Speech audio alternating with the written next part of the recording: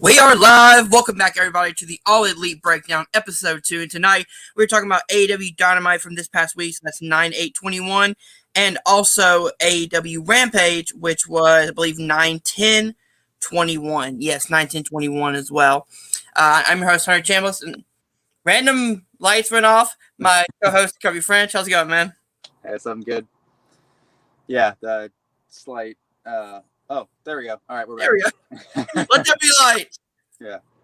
So, before we start, we do have a... Matt Graham is in the chat. He sends a message, keep Tony away from Cole's girl. We will get to that eventually. Tony's a looker, you know? He is. So, before we get into the lights are out again, but... Yeah, I think that's just going to happen. All right, so before we start getting into the actual breakdown of the card, what were your thoughts on, I believe this is your first full Dynamite and first full Rampage, correct? It is. Yes, it is. So, overall thoughts on these two cards? I thought they were really good shows. What surprised me was that I actually ended up liking Rampage more than Dynamite. Ooh. But it might just be because of the Andrade Pac match, which I think that they definitely delivered on what would have been like that would have been worthy of being on the All Out card like it was supposed to. Yeah. They didn't hold back just because it was on Rampage. They definitely gave it everything they got and everything they would have at the pay-per-view, which I thought was really cool. I definitely agree with that. Yeah. So you preferred Rampage over Dynamite this week? A little bit, yeah. See, I think I'm with you. I think Rampage being an hour show, while I love Dynamite at 2 hours, I do feel like because Rampage is an hour show, you have to get a lot of stuff in roughly 2 or 3 matches. Yeah. It gives matches more time to breathe. Yeah. Which I love. It's sort of like a tighter show all around. Yeah. And I liked the women's match on Rampage more than the one on Dynamite. That's where I'm going to disagree with you. I think Hayter and Soho had a better singles match. I still love the trios match. I think it was really good. But I feel like it was a tighter match, which we'll get to in just a second. It was a tighter match overall and really showed how great Jamie Hayter is as a solo star as well.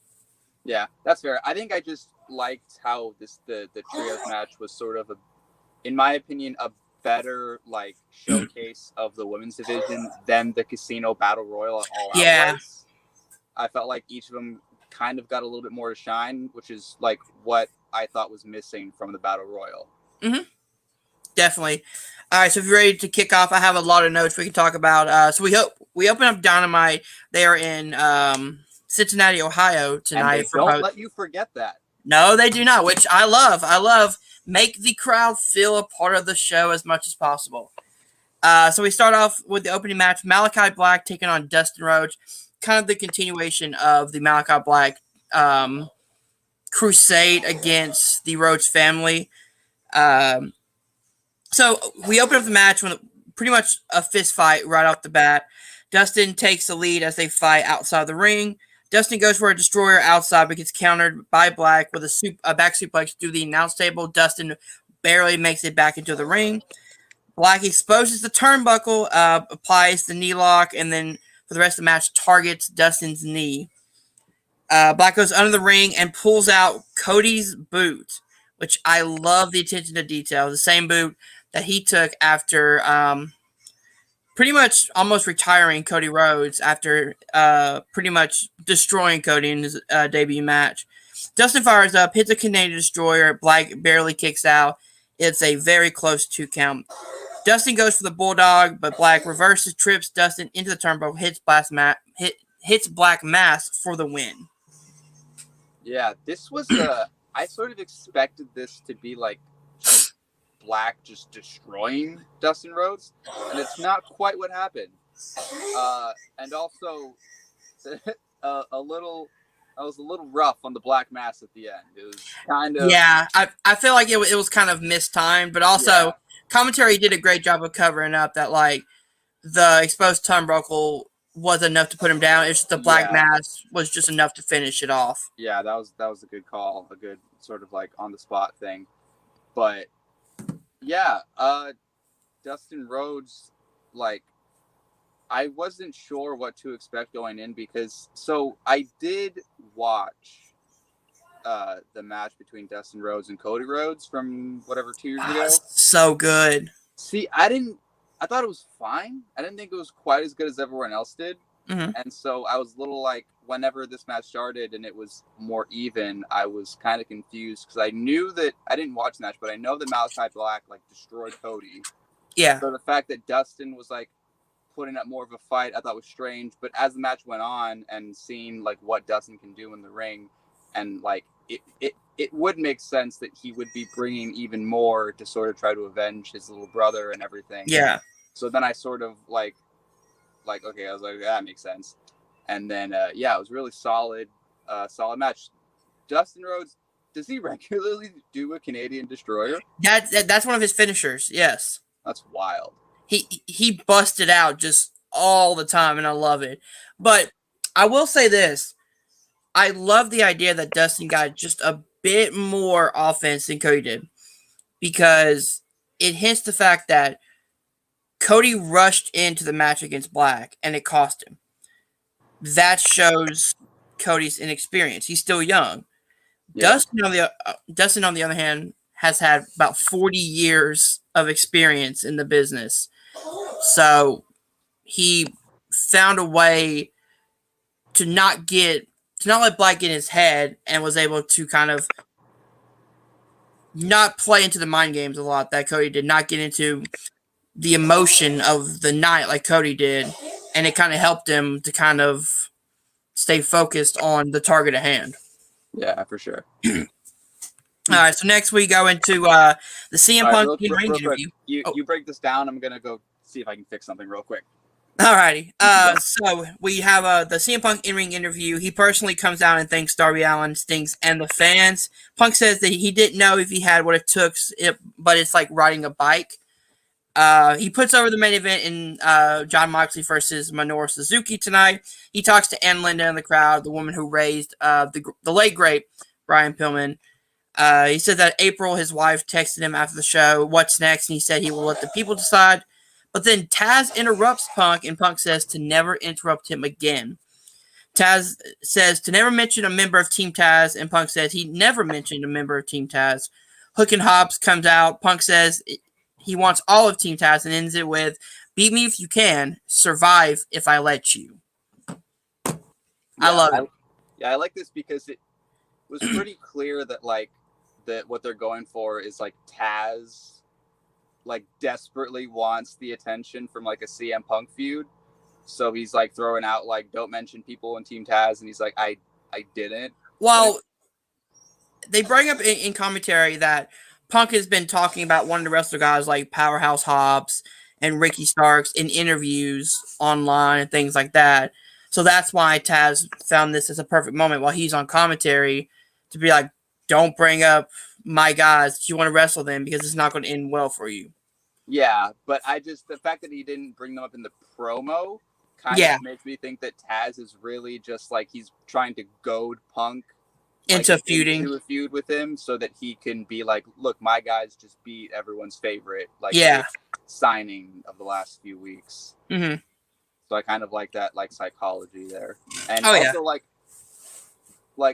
Punk is mostly known for like his heel promo work. I feel like his babyface promo work kind of gets overshadowed because I thought that he's so good. Yeah, he's able to like get the crowd hyped so like well and so easily, and is like and just shouting out like, you know, Brian Pillman's his mother, right? Is that who was there? It's the mother who adopted him. Okay, yeah, so yeah, almost like an adopted mother. Yeah, I didn't see Dark Side of the Ring, so I didn't really get what he was referencing. But like I watched like the one with Miss Elizabeth and Savage. Mm-hmm. I was like, this is a fucking bummer, and so I didn't end up watching. Don't watch any of season 3. They're pretty much all bummers. Oh man, but yeah, so I'm not sure the exact story of Brian Pillman. I don't think I've ever actually seen a Brian Pillman match. Ooh, but do yourself a favor. Look up at least his matches with Stunning Steve Austin. All right, fair enough. Yeah, I wasn't much of a WCW guy. But That's fair. But yeah, his ability to like work the crowd into cheering or booing is like expert level. Yeah, I'm super excited if they do something like Punk versus Ricky Starks. Yeah, so obviously I'm like new to AEW, but I was sort of aware. That didn't work. I was sort of aware of like who was there and what like the general stories were. I don't know anybody on Team Taz. I've never heard of any of them. They seem cool, and I think that it's cool. Well, that... Hook is Taz's son. Oh wow, that's awesome. So yeah. But yeah, I think it's cool that that's who Punk is feuding with now. Like you're not immediately going for like Punk versus like Adam Cole or Punk versus Brian or he's going after like the sort of like AEW like originals almost. Yeah, like not technically, but yeah. So like people who are like been making their name in the company. Which I love that. I love that when Punk said he wants to work with the young guys and girls in the back, he meant it. He's going to be a mentor to them, and he's going to work with them.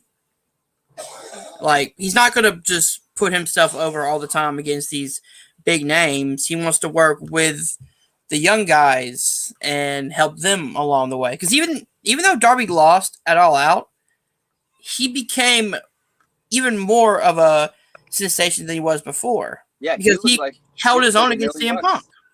Yeah, he looked great in that match. Yeah. So next up we have a backstage interview with Ruby Soho. I do want to talk about the one line that Britt Baker says, where she says, she brings up the nickname of the Runaway for Ruby and says that she should run away to catering, where she spent the last 4 years of her life. Yeah. God! That was brutal. Woo! That hurts. Yeah, that was rough. As a Riot Squad fan, that cut deep. That cut deep. But before that, Ruby brings up that she helped break into the business, which I didn't know that. So that's really cool. Yeah. She brings up Britt's multiple nicknames and says that she uses so many nicknames so that people don't see what Britt is not. Very interesting. I'm super excited for this feud. I'm super excited for Ruby Soho versus Britt Baker. I don't think Ruby's going to win the title. I feel like she's going to give Britt a hell of a fight when they do end up facing off. Who do you think would take the title off Britt Baker? Maybe Thunder Rosa down the line? I think they're building for Thunder Rosa to take it. Okay. Yeah. Because, I mean, that they have a past, they have a feud that can really continue. And AEW's really good at this. They're really good at long-term storyline building. That even if there's something that happens that you have to cut it off, they'll always find a way to turn it back in. Yeah. I know Tony Khan has said that he does not like week-to-week rematches like WWE does. So hence why you never see someone who, they fight for the title in the number one spot and they automatically get a rematch. It's always somebody different who gets a shot at the title. So it's a rotating field of competitors that get to fight each other. Right. Which goes back to like what Kenny Omega was saying in the segment, where Daniel Bryan's like wanting to fight him, and kind of that's not how it works. How it works here. Like, you can't just come in and demand a title match. Like you got to work. Which I feel like they're gonna set up that feud, but they're gonna do it where Bryan gets like he's gonna earn his way back up, because he even said in the interview on Rampage, which we'll get to, he'll fight anybody to get to Omega, and that's gonna be the overarching storyline. Bryan getting to Omega. But then what happens when Hangman Page comes in? Yeah. Because that's a storyline that's been like 2 years in the making. So a lot of different storylines you can work with. That's why I still think that I don't think Daniel Bryan's going to win against Omega. No, I don't either. But it's going to be a hell of a match for sure. Oh, yeah. So we move on to Will Hobbs versus Dante Martin. This was a fantastic match. I have a lot of notes for this one. So Dante immediately jumps the gun, and Hobbs just overpowers him. Dante then uses his speed advantage, goes for a tope, but gets caught, and Hobbs throws Dante into the ring post, which just looked fucking brutal. He just grabbed him in midair and then just threw him into the post. Yeah. Anytime you go into a ring post, that's gonna look brutal. It's not a good day to be you. So during pitcher, Hobbs chunks Dante into the ring, just literally beals him in the ring. Hobbs takes advantage during pitcher, and even when they come back, Dante fights and hits a large dropkick from the ropes. That dude got so much air on that missile dropkick. And then gets a near fall from Senton. I'm sorry? I said I worry for his back after that landing. Oh my god, he just boom! Yeah. Hobbs kicks out, gets rolled out of the ring. Dante goes for a dive. Hook stands in the way. Dante calls Hook's bluff and dives over him, over the ropes. And you see Hook kind of dunking. It was great. I love that. But like the height he got, he might not have needed to duck. He could have just stood there and Dante still would have cleared him. Yeah. Dante misses the springboard moonsault and comes back and hits a springboard pump kick and a running forearm. Hobbs catches Dante coming in with a huge spine buster for the victory. What a great showing for Dante Martin in this match. Absolutely. And like that's like if you like have like a big powerhouse guy and like a small high flyer guy. Yeah, for real. Same. But like if you let them go, like you're pretty much guaranteed a good match because those two styles like mash so well. Yeah. Which is why like it's so frustrating when you see like Lesnar versus Ricochet just end. And he just squashes him in. Like you have that's such like a recipe for like such an entertaining and like compelling match because it's like the oldest story ever, you know, like the David and Goliath kind of stuff. Like it writes itself. So when you let them go at it, you get great stuff like this. Definitely. And I also love the fact that I believe, which we'll look at the rankings in a minute, I believe Powerhouse Hobbs is ranked number 2. Wow. Some people also just have chemistry. Yeah, exactly. That too. Yeah, so I believe Hobbs is like 15-2. He's ranked number 2 in the rankings. Like it's. Wow, that's crazy. Yeah, maybe definitely. Daniel Bryan's gonna have to face him at some point. That'd be good. That'd be a cool match. Oh, talk about a hard-hitting matchup. Right. Yeah. Next, we have probably one of my favorite segments of the night: the MJF in-ring interview.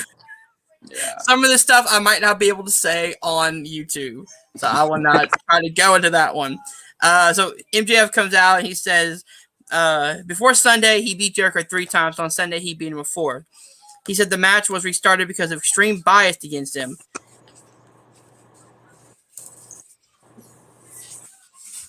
Fair. I don't know. They may give Hobbs the win over Punk. Maybe with Team Taz's help. I could definitely see that. Oh, yeah. Oh, that. We're getting into it. He then goes after the crowd, says that Cincinnati is a dumpster fire. MJF goes after Ann and Pillman's daughter. Pillman's daughter says that she's Brian Pillman's daughter. MJF says that would explain your vile looks. Ooh. Roasted.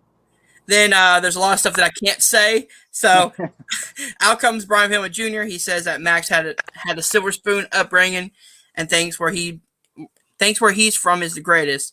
But where he is from breeds badasses like Brian Pillman, John Moxley. You might be from Long Island, but he's from the streets of Cincinnati. Welcome to the jungle. Wardlow steps in between Max and Brian when MJF asks Wardlow if he's going to help him like he did on Sunday and asks for him to stand in the corner. And look pretty. So Pillman takes MJF down and punches MJF until Wardlow steps in and takes out both him and Griff Garrison. So this sets up a lot of different feuds. Of course, you got Brian Pillman versus MJF.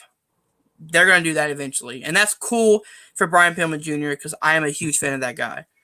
It also sets up a tag team feud. It also can set up MJF and Wardlow versus the Varsity Blondes. But it could also set up Wardlow's face turn. Yeah. And going after MJF. Because you can see on his face, he did not like being told what to do. Yeah, that seems to be where they're going. And even like when he got Pillman off of him, he took his time. You know? Yeah, like he wasn't quick on the draw. He's like, oh, God damn it. And like slowly walked over and then like pulled him off. But yeah, here's the thing. Like, on one hand, I think that it's like gotten so like done into the ground in wrestling for the heel to come out and insult the city that they're in. But on the other hand, it still works. It still works. It still always works. Like, even whenever was it Elias said something about the sports or the city not having a football team or something, and the title of the video was "They Boo Him into Oblivion." Because like they were booing so hard they couldn't even talk. And then even here, like, I mean, yeah, like it worked. So, you know, if it ain't broke, don't fix it. But yeah, and then him getting into like the stuff with the family and like telling like Pilman Jr. that he should have been aborted, like that got rough.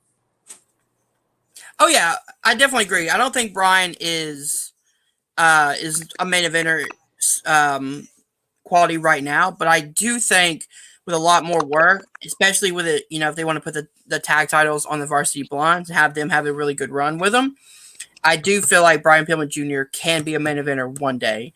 And that's what I love about AEW. They set up a lot of future stars. Yeah, he could definitely use like some character work because like from someone who doesn't really know anything about him, this show just kind of seemed like he was guy from Cincinnati, you know? Like I didn't really get much character-wise out of him. Punk made this even more perfect because Punk said all these nice things about the family. Then 30 minutes later, MJF. Exactly. Yeah.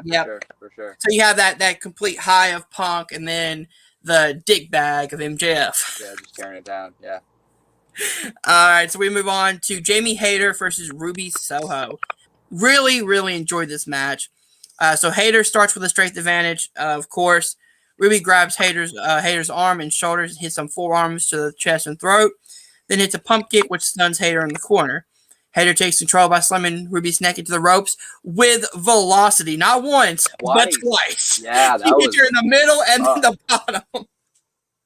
I feel like using ropes like to hurt your opponent is kind of underrated in wrestling. Yes.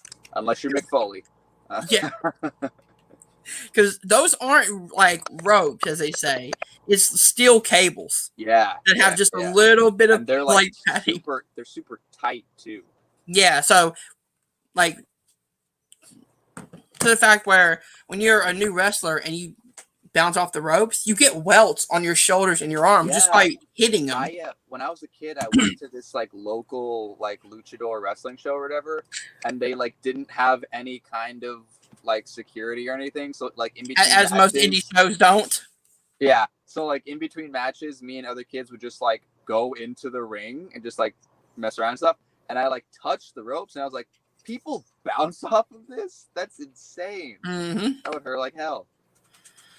Ruby seems to be shaking off a little off that slight ring rust. I didn't really get a lot of ring rust in her. I mean, of course, it's going to be there because she spent not a lot of time in the ring in WWE, so she's starting to get back into kind of wrestling more than just 5 minutes. And then also the non-compete clause as well. Yeah. But I don't know. She didn't seem rusty to me. So where were we? Oh yeah. So during pitcher, Hayter keeps the advantage. Ruby takes advantage with multiple super kicks in the corner and a tornado DDT for a near fall. Hayter gets Ruby on her shoulders and Ruby goes for a poison rana. They both fall into a face buster. I think that was a botch, but they really recovered it very well. For sure. That's like, yeah, that does go to show how good Jamie Hayter is because it looked like it was going to be a counter for poison rana. And then she could tell she was losing her balance, so and instead she just kind of fell on her face and made it seem like a face buster. Yeah, and she sold it like a face buster too. Yeah, she was like she didn't like stumble and then like clumsily get back up. She just like in the moment decided to just flip around, fall on her face. Yeah, it did look nasty. Yeah, but again, as for it was a botch, but the way they recovered it was very well. Right. Which again, as I said in our last All Out review last week, a botch, especially a botch when you're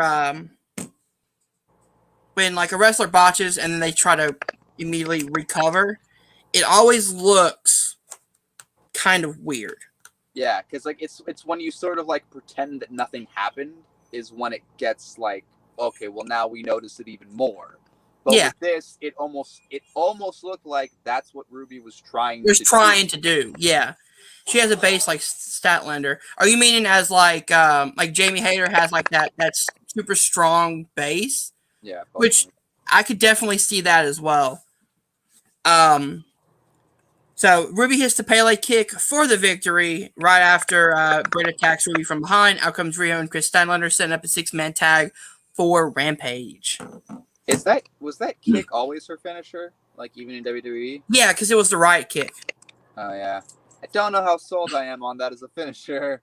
Especially that's the thing, like when you see certain wrestlers use finishers that you see other wrestlers just do as like regular like, setup moves. Like you see that kick from especially like high flyers like all the time. I will say what I love is like how AEW can sell finishers, because as we talked about at All Out, Kojima's finisher is a clothesline, but they really sold the idea that if this dude hits the clothesline on Moxley, it's over. That's true, but yeah, I don't know. What was that? Matt says core strength to be able to hold that upright and not hurt anyone. Exactly. Yeah, yes. But yeah, I mean that's like a small thing. It's just I think it's just because I'm sort of critical on finishers. Like that's probably the most thing I'm critical in wrestling in general. Just because to me, like finishers are easy. Like I'll think of like a wrestling finisher just like while I'm at work. I'm like, oh, that would look cool. That would look like that would look pretty brutal. So when I see one that's just kind of like, it's like, oh, well, that's the best you could do. Like you couldn't get any more creative with that. It's whatever. But yeah, it's like Jericho in the Juice Effect elbow. They put it over so much where for a long while nobody kicked out of it. The code breaker is so good. What was wrong with the code breaker? I think he wanted to change it up, because what I love about Jericho is when he goes through his character changes, he usually changes his finisher. Lionheart, he had the Lion Tamer. When he was doing the Y2J, he had the Walls of Jericho. When he became the Code Breaker, he had the Code Breaker finisher, and now he's doing the Judas with his song and things like that. He has the Judas effect. They all work together with his character. Yeah, that's fair. I don't know. I've never thought it looked particularly good, but I don't know. Some people can sell it like death. Others, it kind of just seems kind of flat when they hit it. Yeah, I mean, some people can sell anything like death. I mean, I think Jamie Hayter and surprisingly Rebel on Rampage took that kick very well. Yeah. Like, Rebel just like kind of flipped and folded. Thunder Rosa, too. Thunder Rosa took it very good, too. Yeah. So next we have Pinnacle versus the Dark Order. So it's Pinnacle. It's Shawn Spears and FTR taking on John Silver, Evil Uno, and Stu Grayson. So Pinnacle, is that MJF's faction? Yeah. So it's MJF, Tully Blanchard, FTR, Shawn Spears, and Wardlow. Okay. Yeah.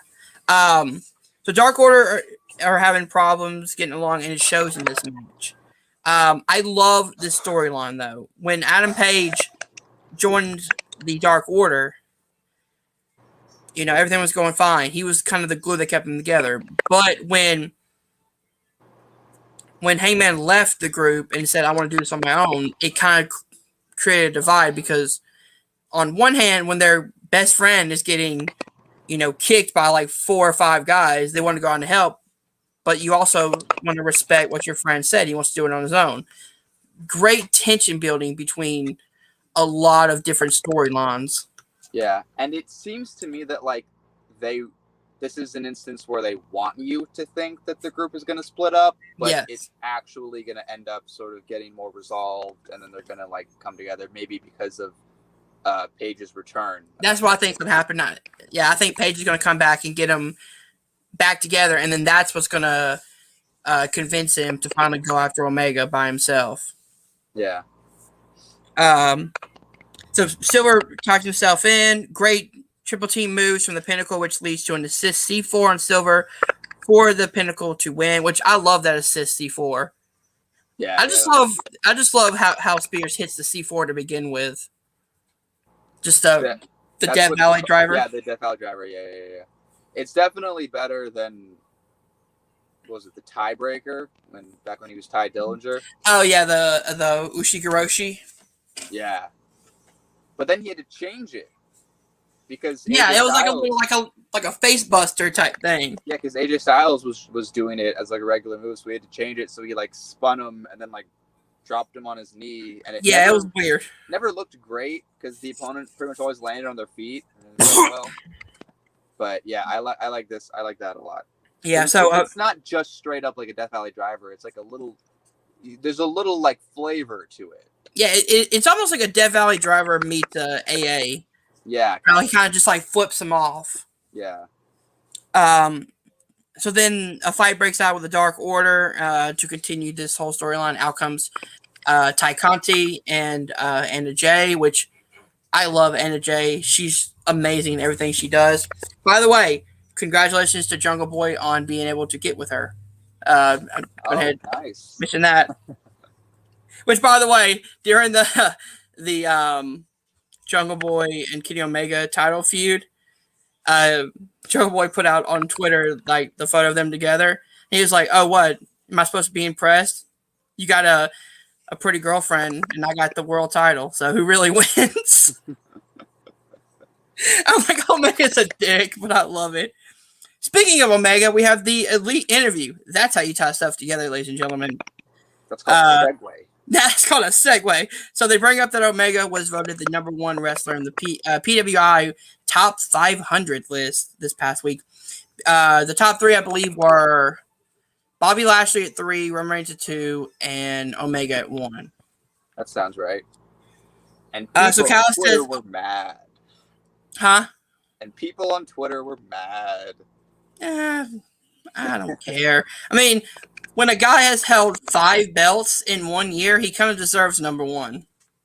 And also, like, isn't the list like in kayfabe anyway? It's half kayfabe, half real. Oh, okay, that's confusing. But like, also, so who cares then? Like, what? I don't know. Whatever. So Callis said, for, like the heel faction to brag about it, but for people to like genuinely like get upset one way or the other, it's like, so. Okay. I mean, it's just a list. I mean, and it's fan voted. So fans voted on this. Yeah. But. So Callis says that the Young Bucks gave the fans one of the best tag matches in the world, and the belts were stolen from them, which I do agree on one point of them. Best tag team match I've seen in a very long time. I disagree with the other one. The belts were not stolen from you guys. The Young Bucks says that, yes, they lost the title, but they have their best friend back. Twitter is mad. Shocker. I know, right? Out comes Adam Cole. Cole immediately goes after Tony Schiavone and says if he ever looks at Britt Baker, he will kick his ass and tells him to get out of the ring, nerd, which I'll bring this back up just for reference. There it is. Which, this was perfect. Fans love Tony Schiavone, and people love Adam Cole. But when you have Adam Cole go after Tony, people are going to cheer for Tony more than cheer for Adam Cole at this point. Yeah, Tony's a WCW guy, right? Yeah, he was a WCW guy for a very long time, announcer down there, and then they brought him back to do AEW. It's wild to have, like, the, like, probably most recognizable WCW commentator and the most recognizable WWE commentator on the same commentary team for neither a WCW nor a WWE show. New headline, water is wet. Oh, right. Yeah, Twitter's mad. Yeah. So Cole says that the AEW is the best wrestling promotion in the world because of the Elite. He puts over the Bucks and Omega as well himself.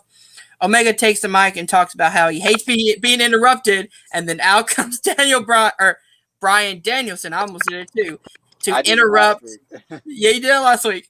But out comes Bryan Danielson to interrupt Omega when he's talking about he hates being interrupted. Perfect. And if you notice on his Titantron, he has the American Dragon nickname. And nice. I flipped. I love it. Omega asks for the room, and the Elite goes outside and he invites Bryan into the ring. Bryan takes the mic and asks the crowd if they want to see Omega versus Bryan. Bryan tells Omega that he's scared because he's better than Omega. He will kick his head off and that Omega is not on his level. Omega goes for a strike. Bryan catches him in the label lock. Comes in the Elite. Then out comes Kaz and the Jurassic Express. They fight off the Elite with Bryan hitting Cutler with the flying knee. Yeah, you skipped over the part where Omega tapped immediately. Yeah, he did tap immediately. Yeah, and just starts tapping profusely. So yeah, and he didn't even have it locked in all the way. He just had the arm portion. Yeah. Which I love what they're doing with Bryan. Bryan's just like, I'm gonna come in here and I'm gonna kick everyone's fucking head off. Yeah, another thing. So he gets the submission locked in, and I was wondering what they're gonna call it, and then JR calls it an armbar, and I was like, well, it's definitely not an armbar. Yeah. Well, he had the armbar position locked in. He didn't have the crossface locked in just yet. I mean, yeah, but then he had it in. I was curious. I feel like they're going to just call it the label lock because that's what he called it before he. So. I would assume they would call it the label lock. Yeah, or like, you know what's interesting, or something like the final countdown. Maybe. But what's interesting? This is a little like sidebar. In WWE, I noticed this thing where Daniel Bryan, when he decided to call it the Yes Lock, he did it as a heel because he's like, I'm better than LaBelle. So he called it the Yes Lock. Mm-hmm. And then he turned face. And then when he went back to the LaBelle Lock, he also did it as a heel. So that was just like a fun, like interesting thing where anytime he's a heel, he changes the name of the submission. Ooh, yeah. Nice little catch there. By the way, big shout outs to Brandon Cutler for how he took that knee. He had practically almost flipped on his head. Was there like a thing where he like got hit in the face or something, and that's why he has that mask? I don't know. I think it's almost like a Bob Orton thing where he's just gonna have a continuous face mask. Okay. Which I love it. Yeah. He is the associate stooge, which is always funny for me to say. That's a great name. So next we have the main event, Minoru Suzuki taking on Jon Moxley, which, holy shit, that reaction that Moxley got in his hometown. Insane. Yeah. They built it up as his big homecoming, so it makes sense. Yep. So the match starts off with them facing off, and immediately they just hit each other with forearms. Pretty much continuing what we saw it all out. Yeah. Suzuki hits a boot, and then Mox hits a boot, and they both start laughing because they're both insane people. That's great. That's so good. I love that. They just start laughing at each other. During picture, Suzuki hits an armbar over the rope and targets Mox's arms. Mox and Suzuki starts to headbutt each other and starts to bite each other. Immediately after, Suzuki locks in the sleeper, goes for the God-style power driver. Mox blocks out of it, hits the paradigm shift, and Suzuki starts to bleed out of his right eye, and it's pretty damn bad. It starts here and just runs down his face.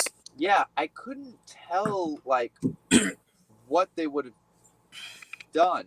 Because at first when I looked at it, I thought that it was just like a splat thing that maybe he put on, but then like when it kept going and there was more, I was like, oh, maybe he did blade at some point. I don't think he bladed. I think that was just a genuine accident. I think when Mox hit the DT, like he kind of like slipped on the mat, and that's probably had a cut opening on his. Maybe, yeah, because it happened so fast that it doesn't look like it could have been a blade job because he wasn't kind of like just hiding himself. He kind of hit it. He stood up, and then there was blood on his eye. Yeah, maybe he did maybe it was an accident. Mox then hits the elevated paradigm shift to beat Suzuki in his hometown. Yeah, that one was just straight up a suplex. Like he landed on his tailbone. Like it was a butterfly suplex. It wasn't even pretending to be a paradigm shift. This hurts my heart, but during the tapings today, Kingston called out Suzuki and Archer for NYC. Suzuki said it was the hard way. Wow. Ooh. So yeah, he did bleed the hard way. That's rough. You know what though? It's Japan. They don't blade in there. Like when they want to bleed, they do it hard way. Fucking crazy. But Psychopaths. interesting news: Eddie Kingston calls out Suzuki and Archer for NYC.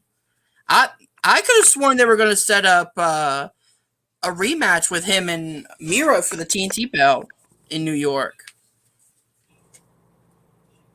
Oh yeah, because that would make sense. I mean, that's his hometown, and you would think they would have him take the belt off of Miro for at least that one night. Yeah, and like there were like shenanigans involved in the title match, so you would think that would set up like a rematch. Yeah.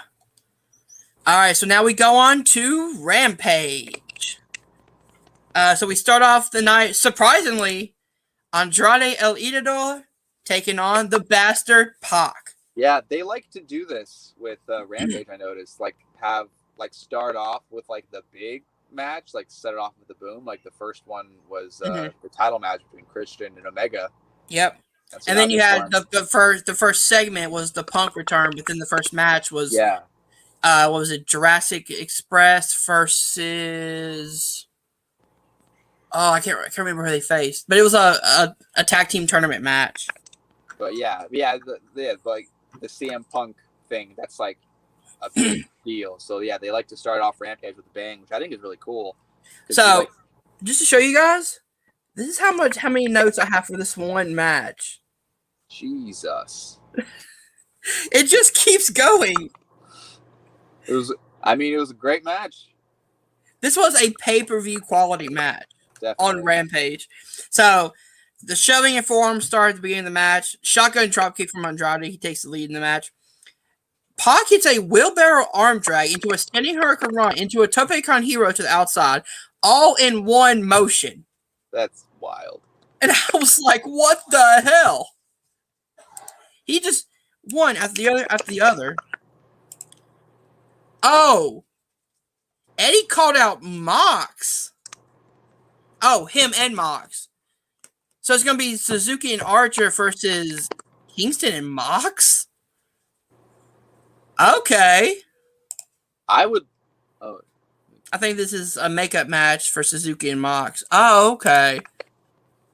I would definitely like to see Suzuki and Eddie Kingston like go at it in that tag team match. Yes. Dude, if that's the case, that's awesome. Which, all right, so back to the match. He hits those 3 moves in consecutive order, and that was freaking insane. So Pac sends Andrade to the outside guardrail and takes control in the ring. Andrade slows the momentum with of Pac with a boot to the face, and Pac packs on the ropes. And then he hits a springboard DDT on the apron, does Andrade, which that just looked fucking sick. Anytime you do a DDT on the apron, it's gonna look brutal. Yeah. Andrade then hits a springboard tornado plancha to the outside on Pac, one after the other. Pac's leg gets caught up on the top rope. Andrade hits a double foot stomp onto the top rope, sending them both to the outside. Which I love how they did this one, because the one thing I never liked about that move is you could see the person holding themselves up. Yeah, like Del Rio would always do it, and I'm like, what? Just let go. Like, just go flat. What are you doing? But this one, like, Andrade pulled up Pac's arms, then did it. Yeah. So he had wrist control the whole time. It's such an easy way to make that move make sense that, like, they've never done. I've never seen. Like, because that was, like, Del Rio's finisher for a while. It was, yeah. Because he stopped using the arm breaker. Yeah, that too, yeah. And it always looked dumb. I've never liked Del Rio, to be honest. Me neither. But what I do like is later on in the match when he goes forward again and he doesn't hold his arms. Yeah. He's able just to you got cocky. Block it. Yeah. So the thing that every other wrestler who took should have done. So where was I? There we go. Andrade has the advantage after the break and hits a backbreaker into a final cut while Pac is on the ropes. Then he hits a split-legged moonsault. And not one like Rob Van Dam does. He is on the top rope to begin with, splits, and then hits it. That was like the cockiest moonsault I've ever seen. It was so slick. It looked awesome. It was so good. Like that moonsault, and then the one where like he does a moonsault, he misses, and then he hits him again. Oh yeah, he lands on his feet and then yeah. Yes. Let's see. Both Pac and Andrade are on the ropes. Andrade goes for a top rope powerbomb, and Pac reverses into a top rope Hurricane Rana. Pump kick by Andrade. Then Andrade falls up with a clothesline on the corner. Pac goes for a super kick, is caught by Andrade, but Pac hits a second one right after. Pac goes for a sunset flip powerbomb on the outside. Andrade backflips out of it and runs into a kick by Pac. Pac tries to follow up for a moonsault when Andrade kicks his leg, cuts him up once again. Andrade goes for the stomp. As we said, Pac ducks. Andrade hits the outside. Then Pac hits a moonsault on the outside. Pac then hits a springboard 450 and almost gets the win, but Andrade gets his hand on the ropes. I wonder if that's a callback to Seth Rollins versus Adrian Neville, where he hits the 450 splash and then Rollins gets his leg on the ropes. Like he kind of extends his legs outwards. Yeah, he technically didn't kick out of it. Yeah. Pac misses the black arrow. Andrade hits a backflip Pele kick, which holy shit, he like a handspring first. Yeah, he like a handspring and then a backflip and then a Pele kick. Yeah. Tries for the El Sombra, which I believe is that's his DDT finisher. Oh, the hammerlock DDT? Yeah, WWE couldn't find anything to do with him, huh? I know. Right, yeah. But Pac reverses it into a slingshot German. Andrade fires up and runs into a belly-to-belly by Pac under the turnbuckle, which looks so fucking sick. He just kind of like landed on his head and his feet were kind of dangling for a second. Andrade powers Pac on his shoulders. Pac hits a crucifix bomb. Andrade kicks out and Pac locks in the brutalizer. The personal stylist of Andrade distracts the ref. Lucha Bros come. Then Chavo hits Pac with the back. I believe they said it was with an iPad. Yeah, some kind of tablet that he was holding. It's great for Andrade to pick up the win. After the match, Andrade hits Chavo and says he wanted to win this one on his own. Lucha Bros then hit Chavo with a double super kick into a brutalizer from Pac. Yeah, you could basically summarize that whole post-match as everybody hates Chavo. Yes. So I heard someone say this, and I kind of think this is true. I think what they're planning on doing is bringing in Ric Flair to be Andrade's new manager. I could see that. Considering, that's his son-in-law. Yeah, I know Andrade said he wanted like the whole family to be brought in. Yeah. And like with the way that Charlotte's been booked lately, I mean, I wouldn't be surprised if she would want to go over there, which is crazy to think because I mean, like a year or so ago, you would have been like, no, there's no way Charlotte's going to go anywhere else. She's a WWE lifer. But, I mean, now, in the wake of Punk and Bryan and Cole, I'd never say never for anyone at this point. Oh, definitely. Especially, like, with her, like, husband being there. Or is it her fiance or are they married? Her fiance, yeah. They haven't gotten married yet. Okay, well, yeah, fiance. But, I mean, there's also setting up from AAA. If you guys remember, Omega had a Mega Championship match against Andrade in AAA where Flair was his manager. So, and since AEW is teaming up with AAA as well, they could easily just make that into a storyline. Is Omega still the AAA champion? Yes, he beat Andrade. They made that change because they said Omega lost the Impact title, and they didn't want him to lose two titles back to back. Makes sense. Yeah, it makes sense. But that way, it kind of protects Omega, protects Andrade, and then they can kind of move on from there. Right. So next we have Darby Allin responding to Tully Blanchard. You guys remember on Wednesday night, which I don't believe we talked about, but Tully Blanchard just came out and said, Darby Allin, I want you to fight Shawn Spears, and Sting, I'm not done with you either. So, we're getting Darby Allin and Sting versus Tully Blanchard and Shawn Spears in a tag team match. Is that officially what they're doing? They're not just managing? They're actually going to be in the Sting has gotten in the ring before. Yeah, but, I mean, Tully Blanchard, like, when he came out, like, he does not look ring ready. he's been hitting a lot of different moves with FTR. He's been able to hit like this bike pile driver and things like that off the top ropes. He's been able to hit a few of those. Okay. Look, I don't think that Tully Blanchard is going to do a lot in this match. I think they're going to rely on the young guys, and then they're going to do like maybe 1 or 2 spots, which is totally fine with me. I think it would just make more sense to have like the 2 young guys in the match, and then maybe have Sting and Blanchard like brawl on the outside for a little bit. Maybe, but also like it's always a treat when you see Sting wrestle as well. So you kind of It's also kind of worrying though, because that guy's got a bad back. Oh right, he did wrestle with FTR a few months back. Yeah. Well, there you go. That's right. Yeah, I totally forgot about that. So next we move on to. Oh wait, we still gotta talk about this. Darby calls Sean Spears a generic piece of shit, which I love it. Yeah. Sting says that Tully has been riding the coattails of Slick Rick. There's a nod to Ric Flair right there and Arn Anderson for years. Sting calls out Tully for a match right now. While Tully has Sting distracted, Sean hits Darby with a C4 on the fucking floor. Yeah, that looks nasty. But I mean, at this point, like, it's like you watch Darby Allin take a painful looking move. It's like, oh, yep, it's just another Wednesday or It's just Darby Allin.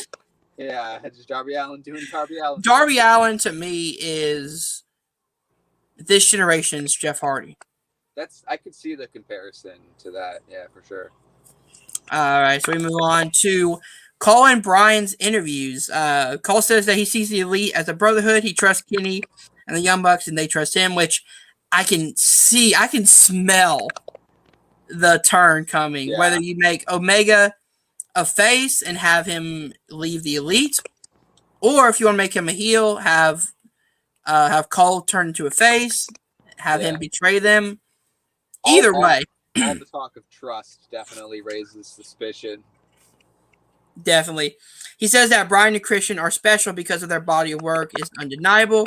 But Cole says that he's not even in his prime yet, and he could wipe the floor with Bryan Danielson. Whew. Which, if they are setting up Bryan Danielson and Adam Cole, just take all my money. For sure. Definitely want that match. Definitely. Brian says how the Elite act and dresses make them seem insecure. Brian says that he's not going after all the Elite, just one of them, Kenny. He says that he sees how good Omega is and would love for him to be his first match. Brian says he loves to wrestle, and that's why he went to AEW, because everyone is hungry and ready to go.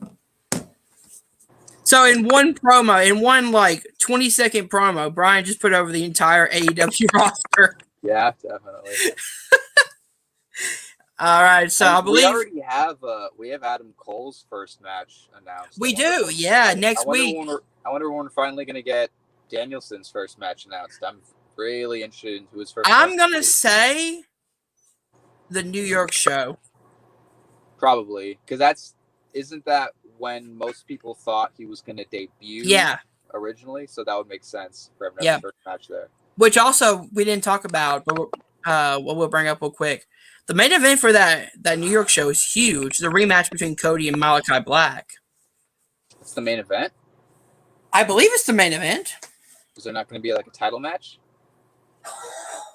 I don't think so. Because I don't know who would you book in that match for the next few weeks. Because it's not like a pay-per-view. No, it's an episode of Dynamite, but it's live from a New York baseball stadium, I think. Okay, that makes sense. So it's like because I forget that AEW doesn't do a pay-per-view a month. There's like they're not like WWE. Yeah, they have 4 shows. They have Double or Nothing, All Out, Revolution, and Full Gear. Okay.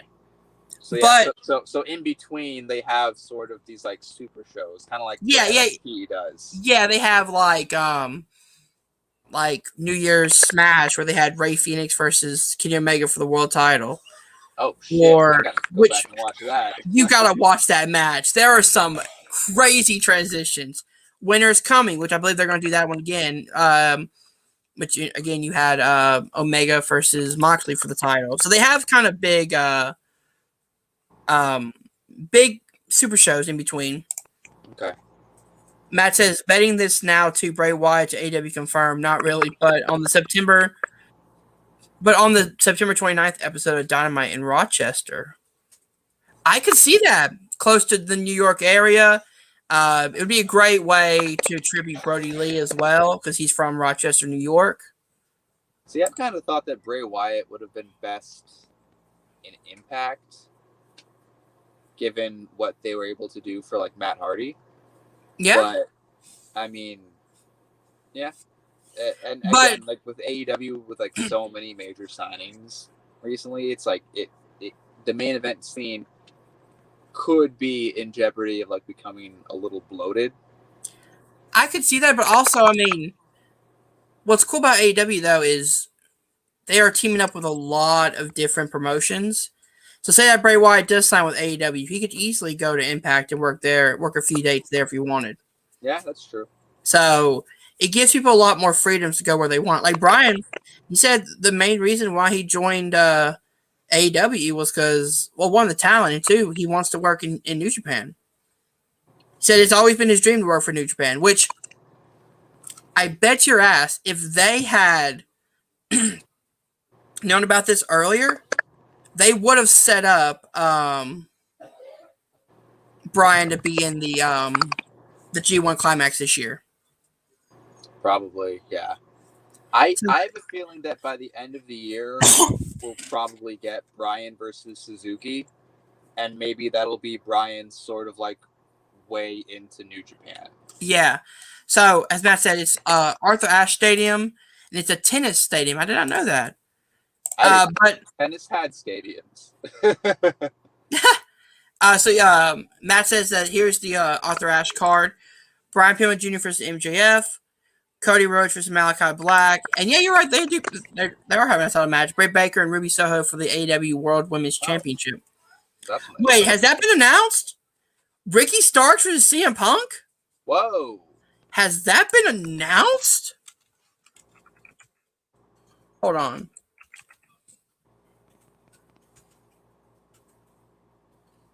I'm looking it up right now.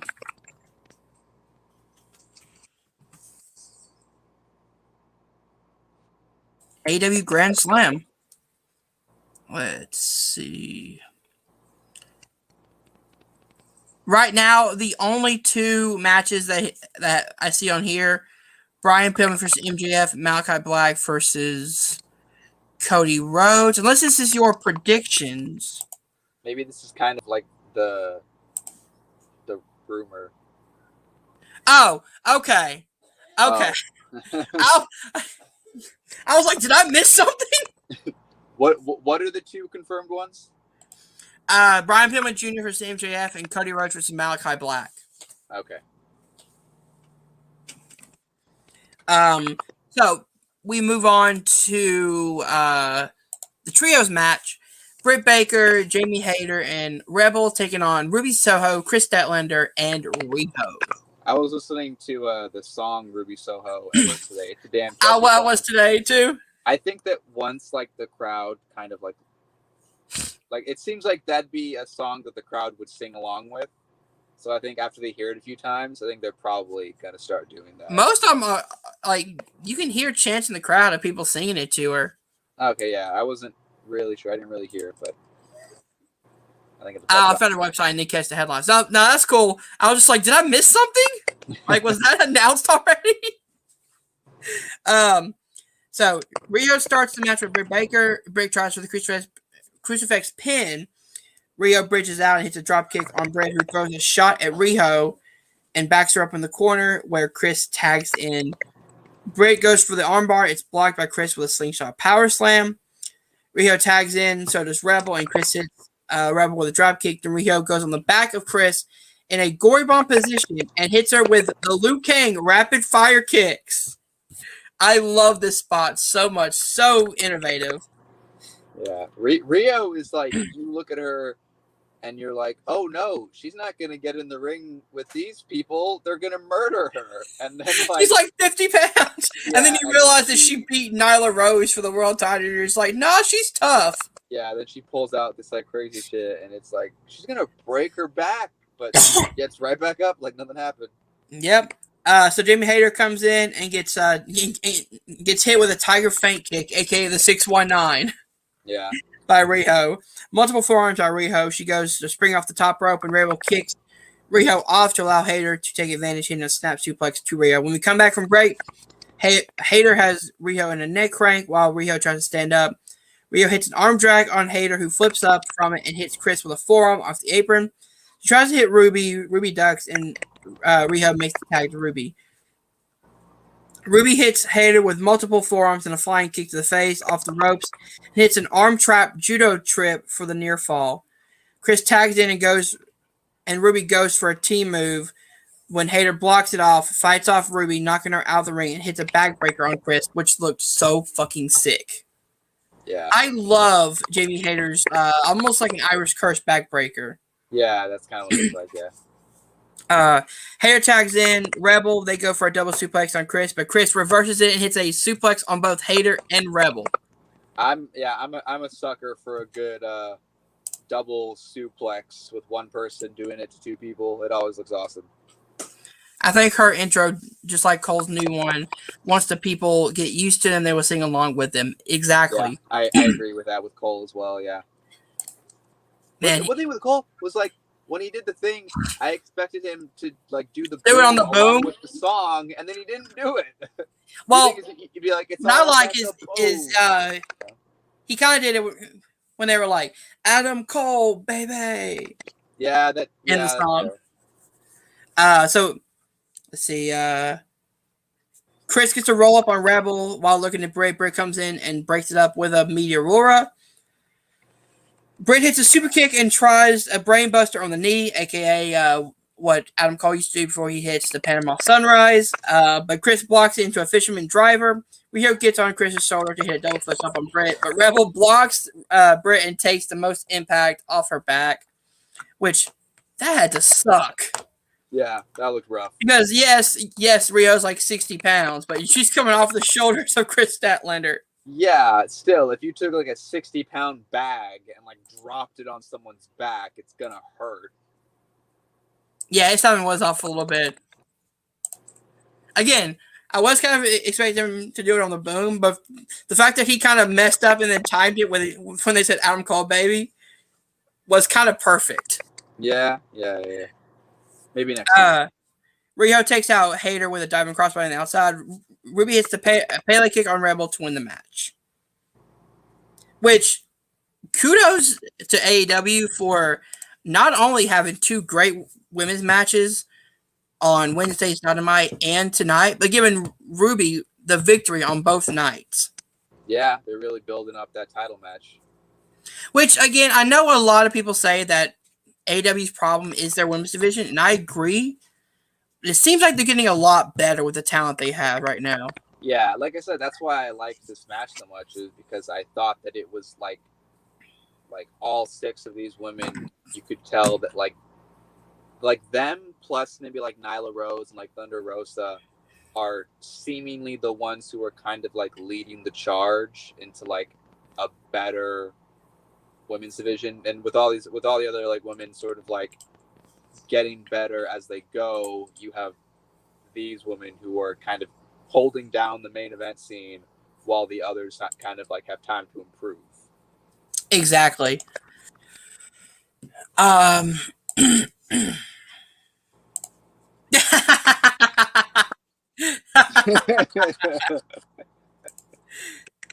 man. So where were we? Oh yeah, so the trios match just ended. Now we go on to our main event, which was Brian Pillman Jr. versus Max Caster. Max Caster, he got in some trouble recently, didn't he? He did, and they actually brought this up during his opening rap, where Anthony Bones was like, "Hey, you're on thin ice, Max. Calm down." Yeah. Pilman, I think, said something too. He was all like, "We all know you can, like, somehow, like, we find out if you we all know you can We know you can talk the Talk talk, the and look talk. how Can you far walk the that's walk? gotten you. Huh? He said like you can talk the talk, and look how far that's gotten you. Yeah. Something like that. Yeah, little shade. So Pilman lands a double leg takedown immediately before the bell could ring and lands shots on Max. The crowd is chanting Flying Brian, which made my heart like 10 times better. Because, of course, Flying Brian Pillman. It's a great chance from the crowd. Max rolls out of the ring. Oh, go ahead. I was gonna say the main thing I know from Brian Pillman is the promo where he has a gun. That's like Pillman has a gun. Max rolls out of the ring and Brian hits him with a flying dropkick through the ropes. Bowen trips up Brian when he goes for the springboard attack. Max takes the advantage. Just when Brian gets the advantage back, he's distracted by Bowens on the outside, allowing Max to hit a back suplex. Max throws Brian outside where Bowens kicks and throws him back in the ring. Brian kicks Castner coming in and takes the advantage back. Brian gets fired up, hits multiple clotheslines and a chop to send Max in the corner. Brian hits another clothesline in the corner, followed by 10 punches in the corner. Brian goes for the dive when Bowens gets involved, and Caster takes the lead once again. Both guys are on the top rope. Brian knocks Caster off the ropes and hits a crossbody on Bowens to the outside. Caster hits a drop kick to Brian on the outside. He throws Brian back in to hit the mic check, or the mic drop, I'm sorry. But Brian moves out the way and hits a springboard clothesline to win the match. Yeah, the springboard clothesline, they mentioned it was like a nod to his dad. I do kind of hope that that's not like his main finisher going forward, but I think it was a nice way for this match to end with like stuff with hometown and all that stuff. It made sense. I don't know. I kind of liked it. I liked the way it looked. Also, you got to think Brian Pillman Jr. is kind of a big guy, so for him to hit that off the springing rope, it seems like it could be a good finisher. So after the match, the Acclaim attack Brian, tried to hit him with the boombox, but out comes John Moxley to make the save. Pillman hits Caster with a super kick, and Mox hits him with a paradigm shift. The show ends with the two Cincinnati boys standing tall. Yeah, I mean, what other way are you going to end the show when you build up Cincinnati for the whole 2 nights? Which, again, let's talk about the fact that on both nights, the people from their hometown won their main event match. You would never see that in WWE. Yeah. No, WWE loves to make the hometown person lose. It's like their favorite thing to do. They always have them lose to get like the most heel heat. But the problem is that heel heat isn't going to carry over when you go to a different city. So what's the point? Yep. All right, so that was both Rampage and Dynamite. So let's get into, I have the screen up. Let's go into the rankings for this week, which just got updated as of Wednesday, September 8th. So, can you guys see that? It's loading currently, but I see that there's something. Okay, there it is. All right, so we do have the rankings, as you guys see right here. Omega 7-1, Miro 12-0. Orange Cassidy is ranked number 1 with a score with a 15-1-1 record, followed by Powerhouse Hobbs at number 2 with a 15-2 record. Jungle Boy Jack Perry 13-2 at the number 3 position. Christian Cage was 7-1, ranked at number 4, and number 5 is John Moxley with a 12-2 record. What's the one loss for Orange Cassidy? He lost a triple threat match to Omega and Pac at Double or Nothing this year. Did he not lose to Pac in their one-on-one match, or is this only for this year? It's only for this year. Okay, that makes sense. I guess I probably should have put that together since the company's been around. His overall is 40-12-2. Oh wow! So yeah. The only 2 times he's lost are matches involving Pac. Yeah. That's his kryptonite, I guess. That's his kryptonite, apparently. So thoughts on that top 5 right now in the men's rankings? I mean, who's 4 and 5 again? 4 and 5. You got 15-1-1. No. Oh, 4 and 5. Christian Cage with a 7-1 record, and number 5 is John Moxley with a 12-2 record. Yeah. So the only person there who I haven't actually seen in a match yet is Jungle Boy, and he's someone who's been talked up a lot. All right. I'm gonna assign you some homework. Okay. Okay. You gotta watch Jungle Boy versus Chris Jericho. Okay. And Jungle Boy versus Kenny Omega for the world title this past year. Will do. So, with is there like a different ranking system for the TNT Championship, or is it like? No, because the TNT Championship, they always said will be a call out title. So the champion will call somebody. It's open challenge. That's how they brought in guys like Eddie Kingston and things like that, because Cody did an open challenge thing, and they just continue with that. Miro just calls out anybody he wants, or he'll issue an open challenge, and then someone will come out and face him. So is the TNT champion not eligible to go after the world title? I don't think so, because he already has a belt. I think how it works is once Miro loses the TNT title, then he can go after the champion. He'd like shoot up to like number 4, I think. Yeah, because then he'd be 12 and 1. He'd be. Yeah, so it's a TV title.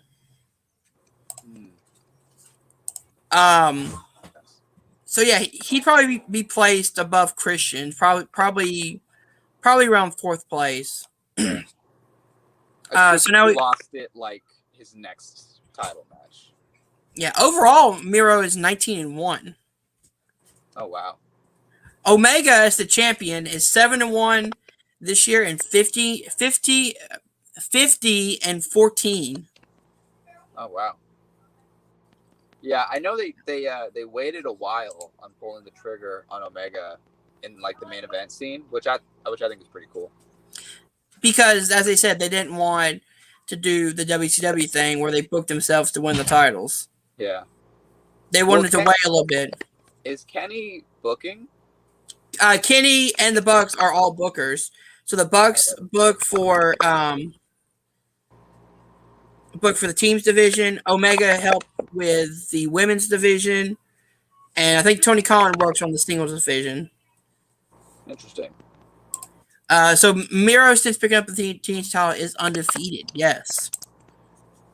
So he is undefeated since picking up the TNT title. So we move on to the women's ranking. Because Ruby Soho won the Battle Royal, she gets put in the number 1 position. Behind her is Thunder Rosa with a 26-2 record. Holy shit! 26 this year alone? Yes. Wow. She's wrestled a lot on Dark Elevation, and a lot on Dynamite as well. That's got to be the most wins of anyone on the roster this year, right? Jungle Boy has 13-2. Yeah, I think so. Wild. Thunder Rosa putting in work. Yeah, she is. 26-2. Puts her in the number 2 position behind Ruby Soho, who won the Battle Royal. Number 3 is Hikaru Shida with a record of 14-1. Behind her is Chris Statlander with a record of 16-1, the one coming from the loss against Britt Baker. And Jade Cargill is at number 5 with 11-0 record. Let's see. Now we move on to the teams division. So the Young Bucks are the number 1 contenders with a 10-2 record, followed by Jurassic Express with 11-3. The Butcher and the Blade are 5-0. Santana and Ortiz are at number 4 with a 7-3 record, and the Varsity Blondes round up the top 5 with an 18-5 record. Good stuff. Oh wait, TK is head of everything. The others report to him. Oh, okay. I thought they had control of like the whole thing separately. It says when the pandemic hit, TK spent 4 hours mapping out what AEW was going to do during that time period. Damn. Nice. Maybe it's like maybe like the rest of them sort of like pitch stuff to Tony Khan. And he kind of has the final say over everything. From what I heard, like people like Ruby and Adam Cole talk about Tony Khan is that one, he's a huge wrestling nerd. Yeah. So he loves wrestling. So how refreshing is it to see someone who actually loves professional wrestling, run a professional wrestling show? I don't think that Vince doesn't. I just think that he has very different tastes than everyone else. He lost his right to say he was a wrestling fan when he started calling it sports entertainment. I guess. I don't know. Vince is such a to understand what happens in Vince McMahon's mind is to. You would have to go through an Alice in Wonderland type adventure in his mind. Yeah, you can't pretending to understand what's going on in Vince's head would be like trying to pretend to understand what goes on in Tommy Wiseau's head. We'll never know. You just don't know. We'll never know.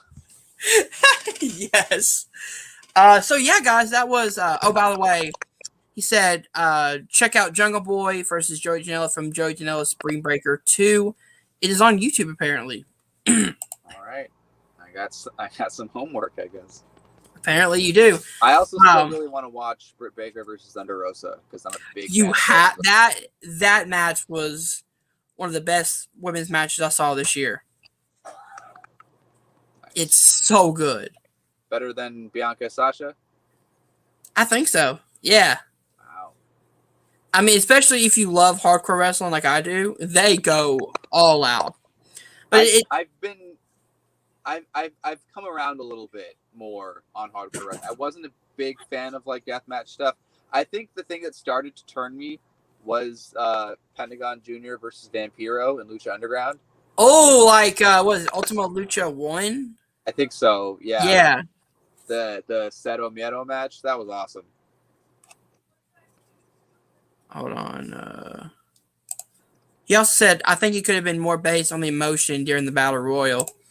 Fair. Talking about Ruby having ring rust. I didn't catch that before. Oh, so I think that's where we're going to end it. We always say we're going to try to go an hour, and then we just never hit the hour mark. We always go over. But granted, I'm going to have to learn to not write everything down that happened in the match and just go for the big points. But I mean, we're covering 3 hours worth of wrestling shows, so there's a lot to talk about. I mean, yeah, 3 hours of wrestling shows condensed into an hour and 15 minutes. Not bad. Yeah. All right, guys. If you did enjoy this, hit that like button, subscribe to Nerd Entertainment Network down below. Thank you guys for watching. We'll see you guys soon. Peace.